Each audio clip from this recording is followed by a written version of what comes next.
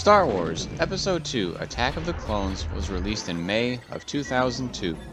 It was the sequel to the 1999 film Star Wars Episode I The Phantom Menace and sits as the middle film in the prequel trilogy of the Skywalker saga. Episode II had a lot of returning cast members from Episode I and brought on new talent as well, including Hayden Christensen as Anakin Skywalker and Tamira Morrison as Jango Fett. Just like Episode 1, there was plenty of exciting merchandise to get audiences excited for the film. Here and now, we will take a look at some of these cool products. Toys have always been a big part of Star Wars advertising, and Attack of the Clones pushed the Star Wars toy line into new innovations. Some of these cool innovations involve the usage of magnets and destructive mechanics. Magnets were used for a variety of purposes. Some included dismembering, stability, and emulating force pull. Destructive mechanics were done by both being able to smash the toys and also having them be able to fall apart. This allowed the toys to be played in ways that were more realistic to the film. Here are a couple of specific toy examples of how these different mechanics were used. One of my favorite toys from the Episode II era was hands down the Anakin Skywalker Hangar Duel action figure. This figure not only had Anakin, but he came with the two lightsabers he used to duel with Count Dooku. Along with the two lightsabers, he also had a magnet in one of his arms so that if one were to be playing with this action figure, they could live out their movie desires and be able to emulate Count Dooku cutting off Anakin's arm. Although this may seem a little graphic for a toy, and at times it was hard to duel with this action figure without his arm randomly falling off, it was awesome to be able to play with. Toys that used magnets for stability purposes were used to emulate the famous flipping that has been known to be a Jedi or Sith trait. The toys that did this were known to have the Force Flipping Attack. The characters that were included for this innovation were Obi-Wan Kenobi, Anakin Skywalker, and Count Dooku. These toys were meant to face each other, and they would spring into action with a flip and land on their corresponding platform, being ready for battle. There were magnets in the characters' feet and a magnet in the platform that came with the figure. So when the figure was flung, most of the time, it stuck the landing with the two magnets working together. Once the figures were in place, it was time to battle. Destruction within the toys can be seen by the Zam Wessel speeder. In the film, Zam made a crash landing and damaged her speeder.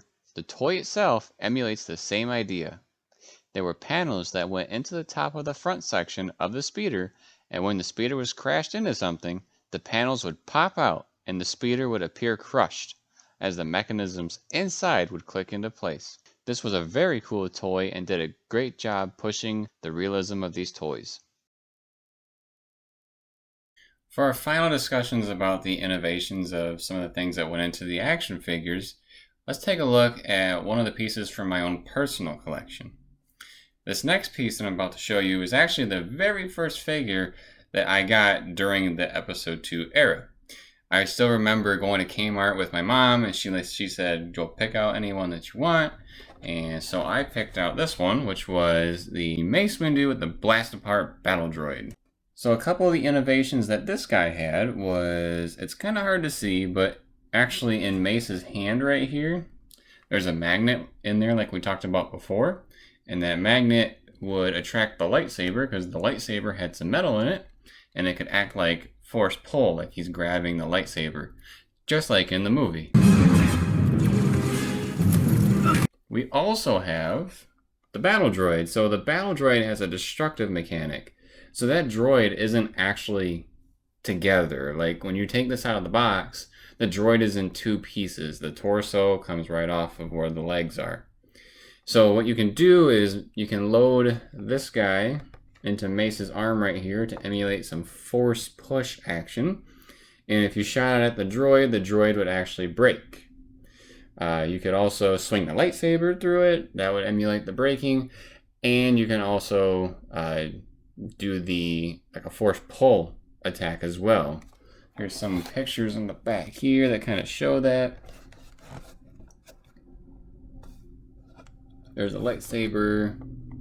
You can use the projectile, or you can use the force there.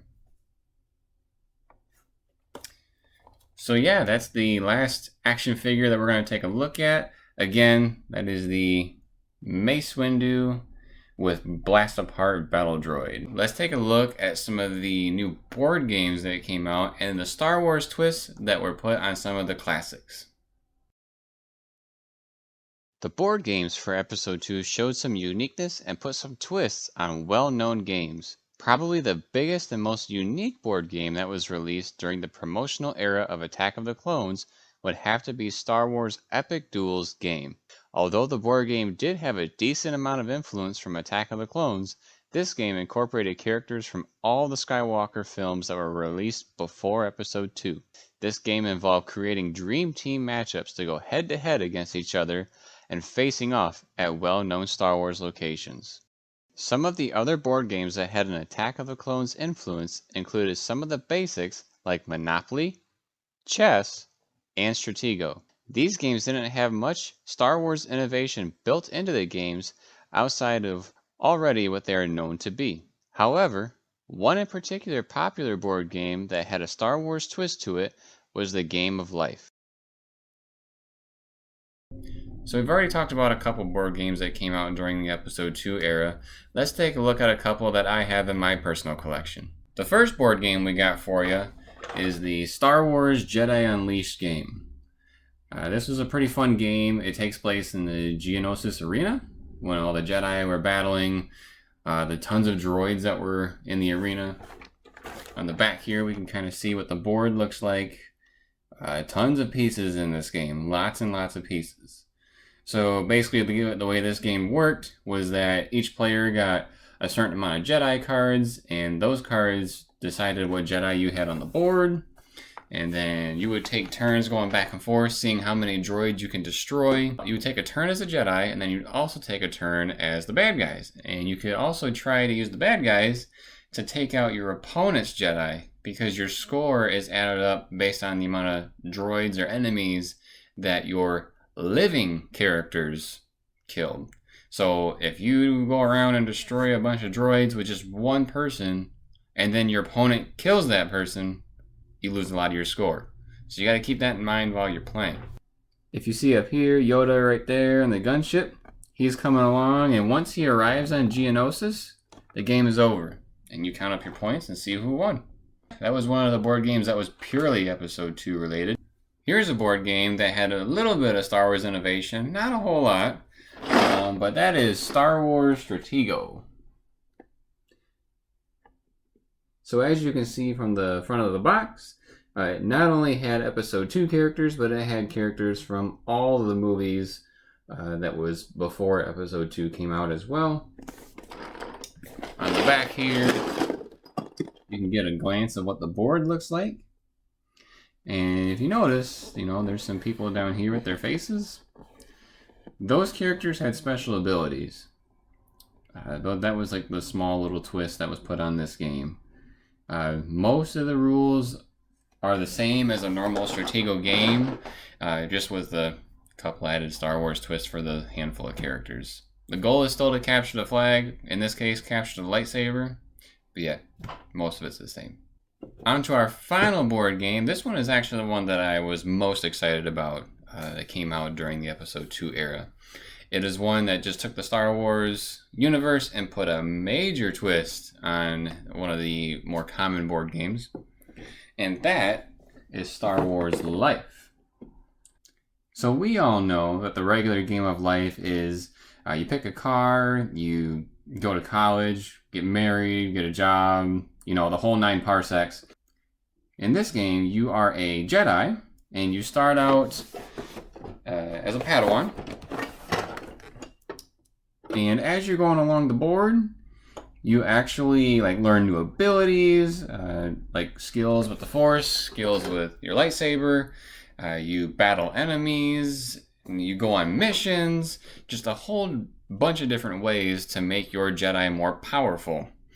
Now, when you get to the end of the game, there's two paths, obviously, light and the dark. If you have too many dark side abilities, then you go down the path of the Sith. If you have less than the required amount of abilities to be a Sith, you go down the Jedi path. Whoever is the strongest, the player that is the strongest Jedi and the player that is the strongest Sith, those two duke it out and see who the winner is. If everybody is one or the other, then you just see who has the most power based on your skill cards. That about wraps it up for our board game section, so let's take a trip over to the music studio. Let's detour over to the music realm of Attack of the Clones. If there is one thing that Star Wars can be known for, it is the mastery of John Williams and the soundtrack that he builds for the films. In Attack of the Clones, it is no secret that the main commanding theme song is Across the Stars.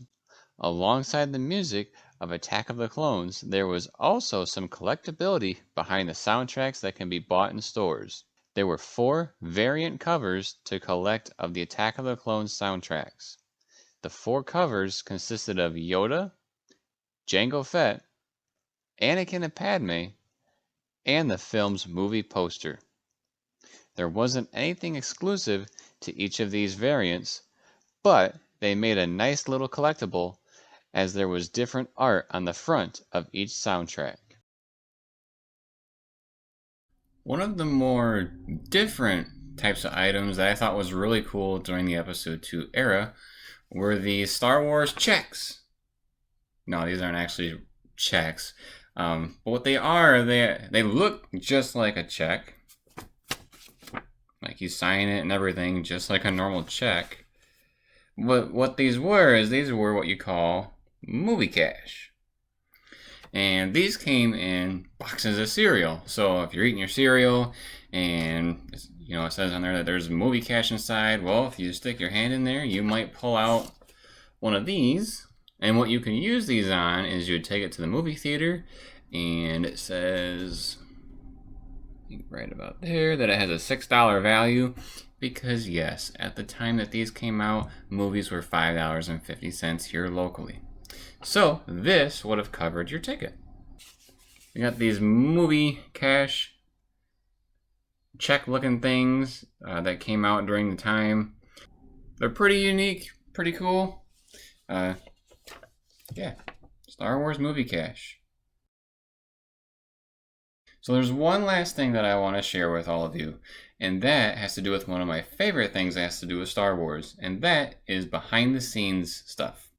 Before we get to the actual behind the scenes part, we need to talk a little bit about the graphic novel that came out for Star Wars Episode 2. Currently, the recent release of it looks like this.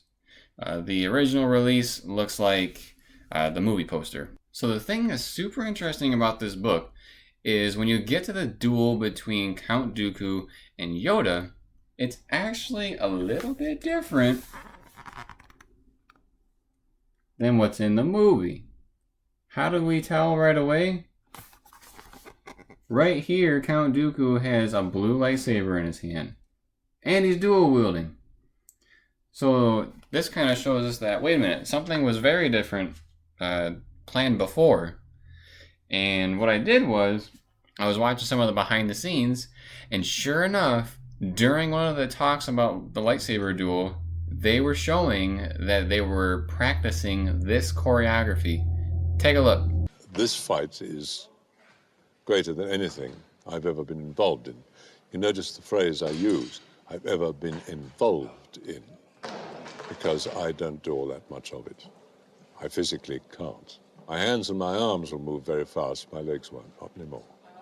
Most of it is done by my stunt double, who is absolutely superb. So as we just saw, Count Dooku was holding 2 lightsabers, and he was doing choreography with 2 lightsabers to battle Yoda. This may have been the original idea for the sword fight, and then it was put into the graphic novel. Or it was just an alternative that George decided not to go with. Either way, super cool. That about does it for today's video. We will be showing a few more products as we exit the video, but before we go, If you haven't already, please subscribe to the channel. If you like the video, drop us a like. And if you have some thoughts about the video, drop us a comment. As always, everybody, we'll see you next time. Thanks for watching.